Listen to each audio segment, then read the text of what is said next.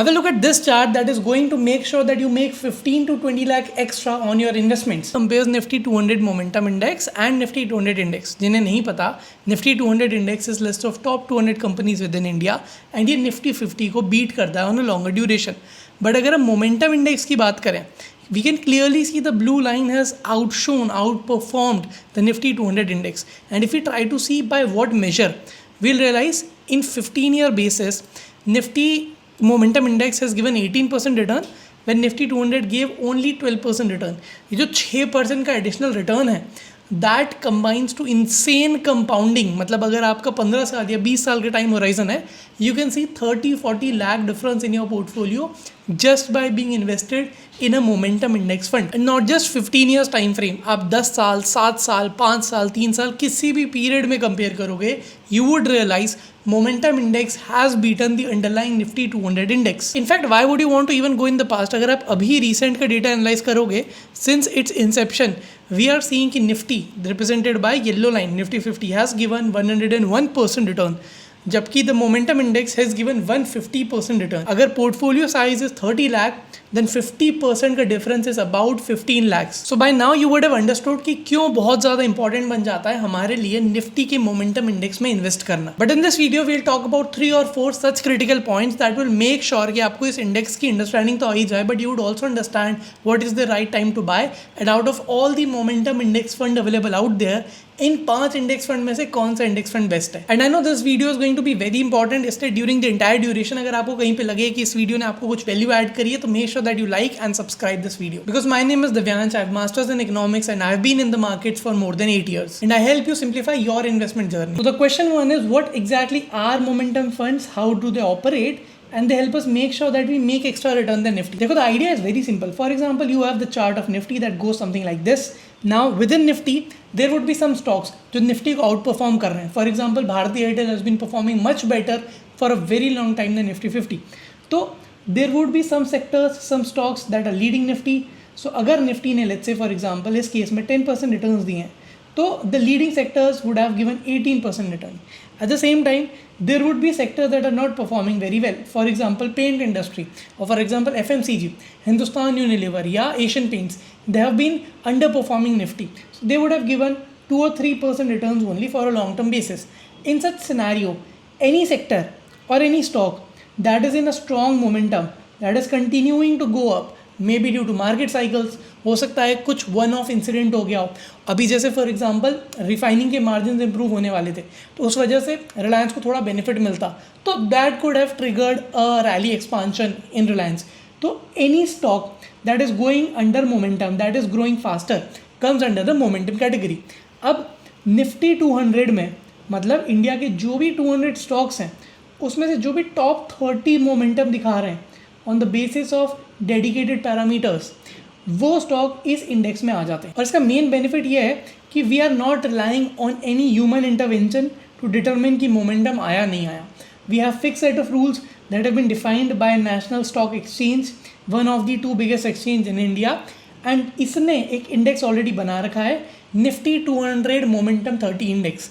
तो उसके अकॉर्डिंग जब भी जो भी इन्वेस्टमेंट ये डिसीजन डिसाइड करता है कि अब रीबैलेंसिंग के according these are the top 30 stocks in momentum, then पैसा ऑटोमेटिकली उसमें रोटेट हो जाता है. That way without any human intervention, based on proper rules, we are able to get returns. And जहाँ पर भी रूल्स लगे होते हैं हम बैक टेस्ट कर सकते हैं, and the back tested data shows us clearly कि जहाँ पर 15 पीरियड के टाइम फ्रेम में मोमेंटम इंडेक्स ने 18% के रिटर्न दिए हैं, Nifty 50 has only given us 12% returns. अब 6% की compounded annual difference multiplied across 15 years, you would be clearly able to see कि भैया 15-20 लाख रुपए का डिफरेंस ईजिली आ जाएगा अगर आप एक अच्छे अमाउंट की एसआईपी में एक्टिवेटेड है. Now this takes us to our point number 2. We already know that in the longer run the Nifty 50 index is always outperformed by Nifty 200 momentum 30 ETF. इसका मतलब है what you're seeing on the screen right now is the data of last 18 months or 1.5 years. The green, the candlestick line that we see giving 15% return is the one represented by Nifty 200 Momentum 30 Index. That's very weird कि यार ये तो Momentum Index है, इसको तो out perform करना चाहिए था निफ्टी को, ये तो 15% नेगेटिव रिटर्न देके बैठा हुआ है, जबकि निफ्टी ने हमें 2.5% के एडिशनल रिटर्न दिए. तो जब को 17% का गैप दिख रहा है, you tell me Point number 1 that we know is in the longer run the momentum index has to outperform. Point number 2, we सी के 17% का गैप है मोमेंटम इंडेक्स और निफ्टी 50 में. तो जब 1 या 2 साल बाद this gap would be caught up, जो 17% ही हमें एक्स्ट्रा रिटर्न मिल रहा होगा on the momentum index. That simply goes on to say कि this could be a good time to start accumulating momentum index. Because if we just see what are the different stocks within the space of momentum 200 ETF. तो for example पहला stock है BSE. By the way आपको कहाँ से मिलेगा, ये NSE की website का डेटा है. निफ्टी 200 मोमेंटम 30 इंडेक्स में we are seeing what are the different stocks. BSE, SBI, Bhartiya Airtel, Bajaj Finance, Shriram Finance, Asian Paints, Ashok Leyland, Cummins India. ये वो सारे स्टॉक हैं जिनको अभी अगर हम चार्ट में देखेंगे you will see they are outperforming the markets, काफ़ी अच्छे मोमेंटम में. For example the line red Nifty that we are seeing, SBI ने लास्ट 16 to 18 मंथ्स जब निफ्टी ने नेगेटिव रिटर्न 2.5% दिए हैं, उस पीरियड में SBI ने 24% के रिटर्न दिए. That's a good number. BSE 74% positive है. Shriram finance that is up by 61%. So all that you are seeing right away.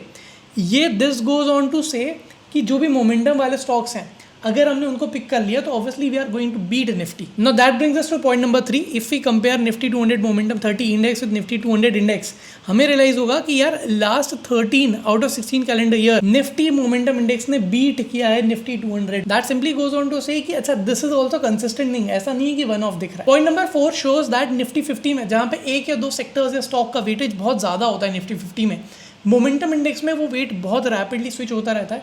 जहाँ पर भी मोमेंटम है, जो स्टॉक्स अच्छा कर रहे हैं, जो सेक्टर आउट परफॉर्म कर रहा है, उस टाइम पे उस सेक्टर का वेटेज काफ़ी अच्छा खासा बढ़ जाता है हमारे मोमेंटम इंडेक्स में. That's why no single stock is able to drag it. For example अभी निफ्टी 50 में हम देख रहे हैं कि HDFC बैंक और रिलायंस ये दोनों निफ्टी 50 को गिरा रहे हैं, बाकी सारे स्टॉक्स अच्छा परफॉर्म कर रहे हैं, उसके बावजूद निफ्टी 50 गिर रहा है. तो इस कॉन्टेक्स्ट के साथ इंडेक्स की rebalancing happens in a very prudent fashion in the momentum index. Point number 5 is जो अंडरलाइंग इंडेक्स है निफ्टी 200 मोमेंटम 30 इंडेक्स, इसके ऊपर इन्वेस्टेबल कौन कौन सी ETFs हैं. So in the market there are 5 different index funds category provided by different mutual fund houses.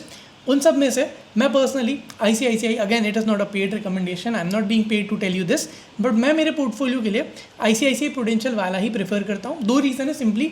एक तो लिक्विडिटी बहुत ज़्यादा है. लिक्विडिटी मतलब मैंने आज खरीदा कल बेचा, मैं बेच पाऊंगा, ऐसा नहीं है कि मुझे कोई खरीदने वाला ही नहीं मिल रहा है जब मैं बेचने जा रहा हूँ. एंड दूसरा रीज़न है कि एक्सपेंस रेशो कम है. 0.3% का एक्सपेंस रेशो है.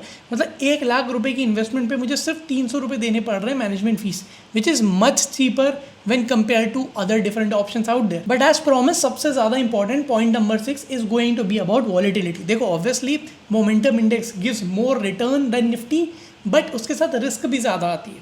रिलेटिव है because in the longer run if you are investing in the index fund, what the core logic is, if you are investing in Nifty 50, in that case it might make more sense कि आप Nifty 50 के ऊपर 200 के top 30 momentum index में डालो. Reasoning simple है, ज़्यादा चढ़ेगा. अगर आप निफ्टी 50 पे होल्ड करके रखते हो, निफ्टी 50 30-40% गिर गया, मोमेंटम इंडेक्स शायद 50% गिर जाए. बट जब वहाँ से रिकवरी जाती है, we have seen historically and this going to continue as a trend because math doesn't lie, we would be able to sustain that loss. So if you are planning to hold an index fund, does it not make sense कि Nifty 200 momentum 30 index उठा लें. And this is just one of the many different index ETF mutual funds that we talk about, जो Nifty को तो beat करेंगे ही करेंगे, but इस time पे अगर हमने टाइमिंग सही बिठा ली तो they can go on to give us returns of 20-25% की कंपाउंडिंग के साथ with a very low risk. Because this page is all about that. ऐसी इन्वेस्टमेंट अपॉर्चुनिटी जिसमें हमें रिस्क कम उठानी पड़े बट हम रिटर्न ज़्यादा कमा सकें. If you want to see more such videos, drop a comment and I'll make sure that मैं ऐसी वीडियोस और बनाऊँ. I'll see you tomorrow in the next video.